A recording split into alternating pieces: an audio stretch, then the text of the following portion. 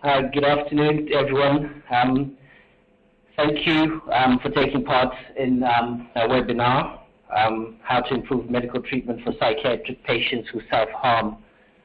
My name is Hilton Vera. I'm the lead nurse at Pelham Woods, which is in Dorking.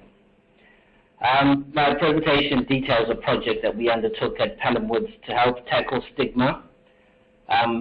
Please feel free to ask questions at the webinar.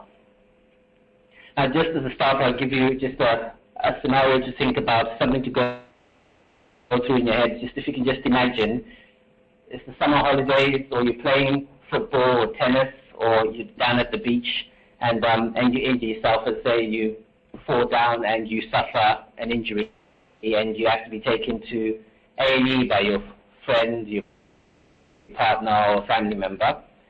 When you get to A&E, you're ignored by the staff there. Other people are seen before you're seen. You're not offered any pain relief after they've done the triage or after they've assessed you. When you're getting your treatment, the member of staff at A&E who's treating you is basically making fun of you and saying, well, why were you being so silly playing football on the beach, or why were you playing tennis without the proper shoes? It's your own fault that you've gotten injured, and you're receiving treatment without any pain relief, even though you are in extreme pain. Now, that is the situation that we were facing when we were escorting our residents for treatment after they'd self-harmed.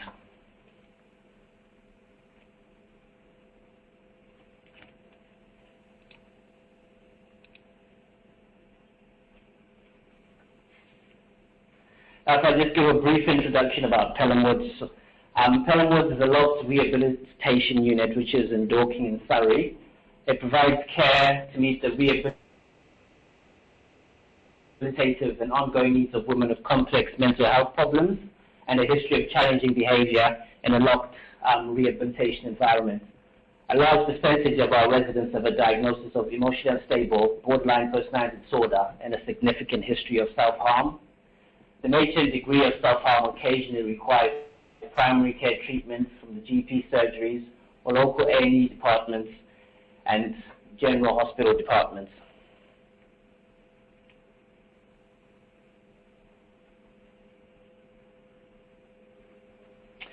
Now, what we found when we were escorting our patients to local primary care services, we saw our residents being discriminated against. As I mentioned when I was talking about the scenario earlier, we take patients there for treatment after they've self-harmed, and they were discriminated. There was lots of stigma that our patients faced from the staff in A&E. Situations where you'd be asked, well, why did you let that patient swallow things, and why have you cut yourself? What are you doing? What are you trying to do to yourself? One doctor even said to one of our patients after he'd swallowed a plastic knife, I think you should be in the circus for swallowing a plastic knife. And we've had our patients going in and being offered or being given treatment when they're in pain without even being given any pain relief, just being given stitches and sutures without any pain relief. Now, this included lots of poor communication, I said poor quality treatment, negligence. There's lots of lack of respect and very judgmental behavior from the professionals involved, and treatment being delayed as well, with people being made to wait in pain for treatment because they're looking at it as, oh, you've come in, you've done this to yourself, so you can wait to get treatment and we'll treat everyone else that's come in. And we observed that this was an ongoing issue. We looked into it and we spoke to some of our residents who'd been in previous hospitals, because we have patients who come from different areas in different parts of the country, and we realized that it's not just an issue at it wasn't just an issue at our local primary care services or our local A&E, but it's something that they experienced in different places around the country as well. So it was a national problem and a national issue. And we realized that the barriers observed were caused by ignorance and stigma towards mental health.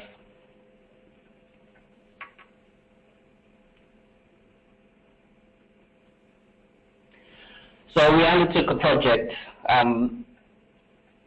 to see if we could help break down these barriers and tackle the stigma and ensure that our patients, when they go to receive treatment, that they're treated fairly and with respect like any other person would be when they attended A&E. Initially, what we did is we raised our concerns with the staff who were treating the patients, but we never got any positive feedback or any change in this. We escalated it to the management of those services, and still there wasn't that much change or any positive effect from us raising this with the senior management. So one of the things we then did was we made links with our local A&E psychiatric liaison service, who are based on site at the local A&E at East Surrey Hospital, and we were able to work with them in terms of trying to help tackle the stigma that our patients were facing when they were receiving treatment. We decided on sharing training ideas, and we did joint training with the local psychiatric liaison service, who had started undertaking training on mental health issues for A&E staff. And so we worked together with them to design a training package that would be delivered to the local A&E staff, just to tackle the stigma and break down the barriers and give them some information and insight into mental health, so that they have an idea why patients were presenting there who have self-harmed. And when we looked at it as well, when we were speaking with psychiatric liaison service, it was obvious that it wasn't just an issue for our patients coming in, but they have quite a lot of patients who come in from the community as well who have self-harmed, and they were receiving the same treatment. So it wasn't just for the benefit of our patients, but it was the benefit for all mental health patients who are accessing the local services. The residents at Pelham Woods, we came up with a therapy group where we got the residents together and got them to give their experiences when they've self-harmed. They gave experiences of the treatment they've received at GP surgeries, experiences they received from paramedics, and experiences that they've received at A&E services. So we created a poster, and the first part of the training that we did, the training was done by the psychiatric liaison service, and what they did was they read out the testimonies from our patients, and the testimonies were put in the form of a poster, which were then left in the local A&E department and in the staff rooms. And the impact of that was very great. The feedback we got was when the staff heard the testimonies and heard how the patients felt they'd been treated, that there really was quite a big impact on them, because obviously they didn't realize the effect it had on the patients that they were treating.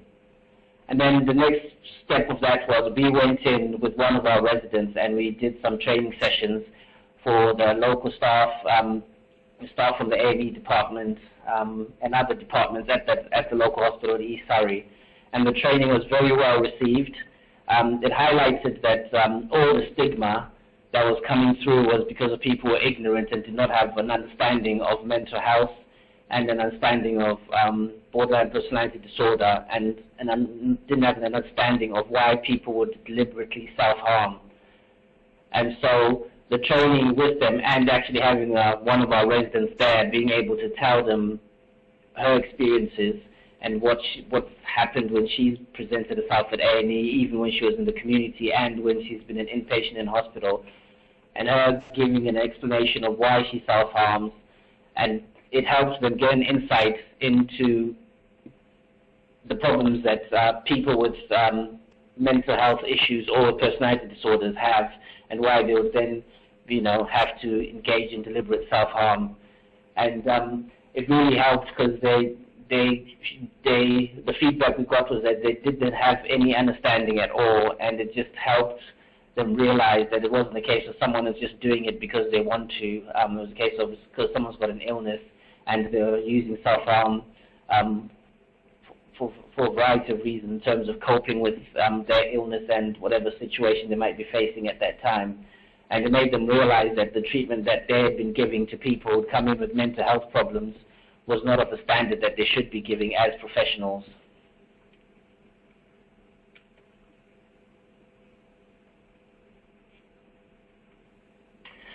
Now, after we delivered the training, and we got feedback after each training session, and we also kept getting feedback regularly when some of our patients were going back.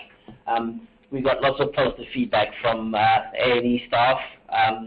At that point, soon after we'd done the training, the senior consultant for A&E was actually thinking about getting the junior doctors to receive that training as well from us and from the psychiatric liaison service, because he thought that it was very valuable for them to receive this training. The feedback also demonstrated that there's some knowledge that was gained from the training, and what we actually found as well was that staff who had attended the training when one of our patients had gone back to receive treatment from them, it was a different type of treatment that they received, and they showed more empathy and they were more caring and they had more of an understanding of why someone had presented in A&E having self-harmed. And if they were treated by someone who didn't attend the training, it was evidence that they still received the same training. So it displayed that those who had received the training, it had an impact on them, a positive impact on their practice and their performance.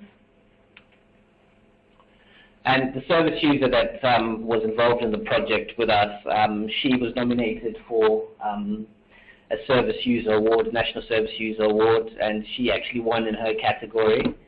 And the project as well was nominated for some Independent Specialist Care Awards.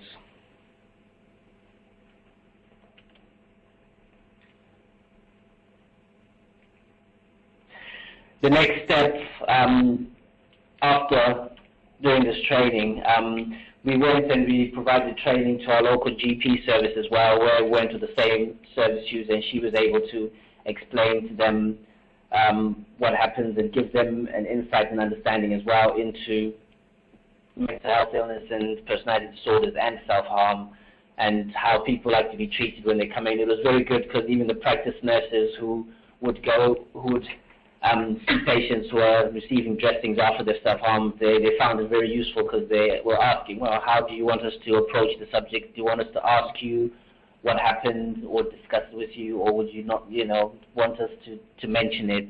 And so it gave them an insight into just how to communicate with someone and treat someone when they've come in after they've self-harmed, and they said that they found it very useful. We have plans to the training to be undertaken to ambulance staff and paramedics and police stations, and it's something we've been working on with our local psychiatric liaison service.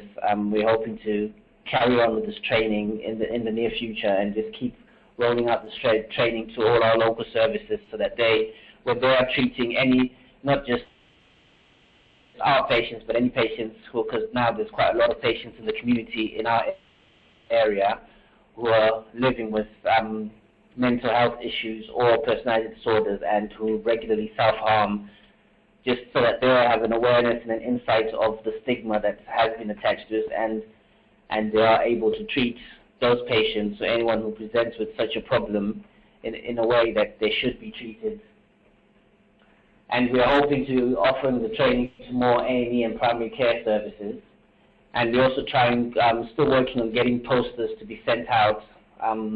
And it's going to be still working on as part of a PIC initiative to get posters to be sent out to nationally around the country to all the local A&E departments, police stations, ambulance services, and primary care services.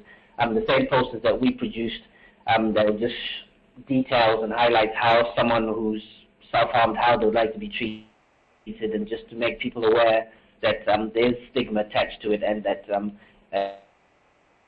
when someone presents as having self-harm, that they need to be treated the same way as someone would come in would be treated if they've fallen down and broken their leg or broken their hip.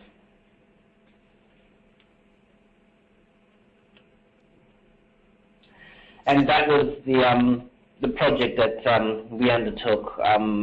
It was a service user-led project. As I mentioned, we got all our residents involved in coming up with their experiences and coming up with the poster and designing the poster as well.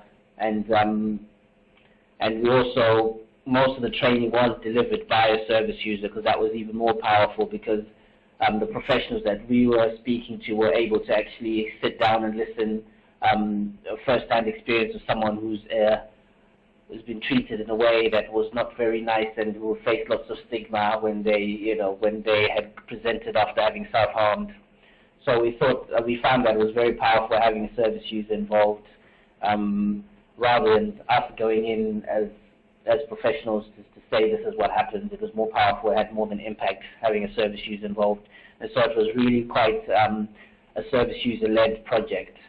And we've gotten lots of positive feedback from it, and it's something that we're hoping to carry on in some way, playing our part in tackling the stigma that's faced by people who have mental health problems or people who self-harm. Then that is my presentation. I don't know if anyone's got any questions or comments that they would like to make or ask.